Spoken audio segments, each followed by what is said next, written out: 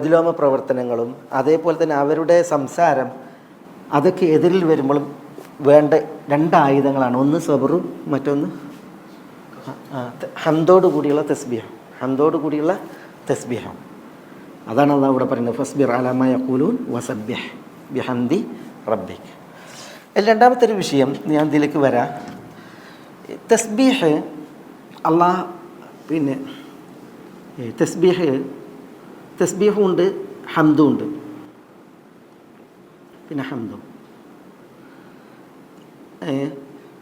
തസ്ബീഹിൽ നഫിയാണ്, ഹംദിൽ ഇസ്ബാത്താണ്.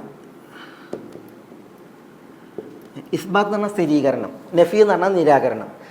തസ്ബീഹ് നിർവഹിക്കുമ്പോൾ അള്ളാഹു ന്യൂനതകളില്ലാത്തവൻ, ന്യൂനതകളെ അള്ളാഹുവിനെ തൊട്ട് നിരാകരിക്കലാണ് തസ്ബീഹ്. അള്ളാഹുവിനെ എന്ത് ചെയ്യുന്നത്? അന്യൂനമാക്കലാണ് തസ്ബീഹിലൂടെ. കുറവുകളില്ലാത്തവൻ, പോരായ്മകളില്ലാത്തവൻ, അതാണ് തസ്ബീഹ്. ഹംദ് എന്ന് പറഞ്ഞാൽ ഇസ്ബാത്താണ്, സ്ഥിരീകരിക്കലാണ്. എന്ത്? കമാലിയാത്ത്, അള്ളാഹ്ക്ക് പൂർണ്ണതയെ സ്ഥിരീകരിക്കലാണ് ഹംദ്. പൂർണ്ണതയെ സ്ഥിരീകരിച്ച് ഹംദ് ചെയ്യുക, ന്യൂനതകളെ നിരാകരിച്ച് തസ്ബീഹ് നിർവഹിക്കുക. അപ്പോൾ അള്ളാഹു സുബ്ഹാനഹു വ തആല അന്യൂനനാണ് എന്ന് വാക്കാലും പ്രവൃത്തിയാലും സ്ഥിരീകരിക്കും ഒരാൾ തസ്ബീഹ് ചെയ്യുമ്പോൾ. അള്ളാഹു എല്ലാ നല്ല ഗുണങ്ങൾ കൊണ്ടും സമ്പൂർണ്ണനാണ് എന്ന് പ്രഖ്യാപിക്കും ഒരാൾ എന്ത് ചെയ്യുമ്പോൾ? ഹംദ് നിർവഹിക്കുമ്പോൾ. അപ്പോൾ തസ്ബീഹും ഹംദും കൂടിയാകുമ്പോൾ എന്തായി?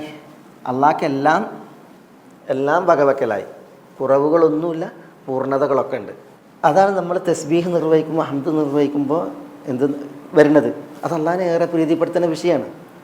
അത് അള്ളാഹുവിൽ നിന്നുള്ള സഹായം പെയ്തിറങ്ങാൻ, വന്നിറങ്ങാൻ കരണീയവുമാണ്.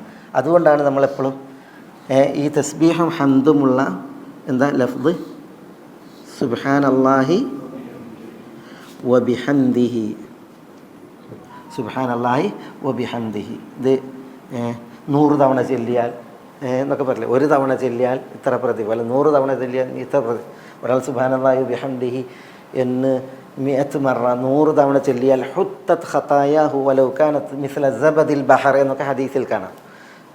അതേപോലെ തന്നെ ഗുരിസത് ലഹു നഖലത്തുൻ ഫിൽ ജന്ന എന്നൊക്കെ കാണാൻ സാധിക്കും.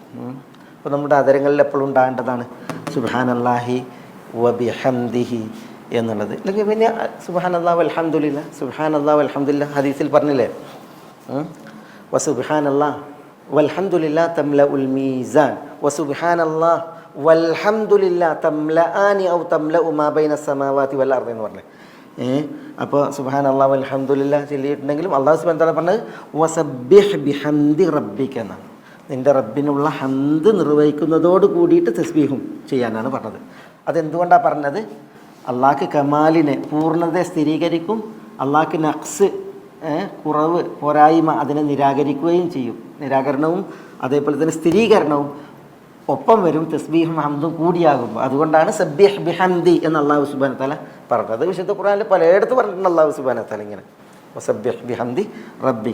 അത് എന്തുകൊണ്ട് അങ്ങനെ പറഞ്ഞു, എന്തുകൊണ്ട് സബ്ബിഹ് ബിഹംദി പറഞ്ഞു, അതാണ് നമ്മൾ അതിൻ്റെ പൊരുളാണ് ഈ പറഞ്ഞത്.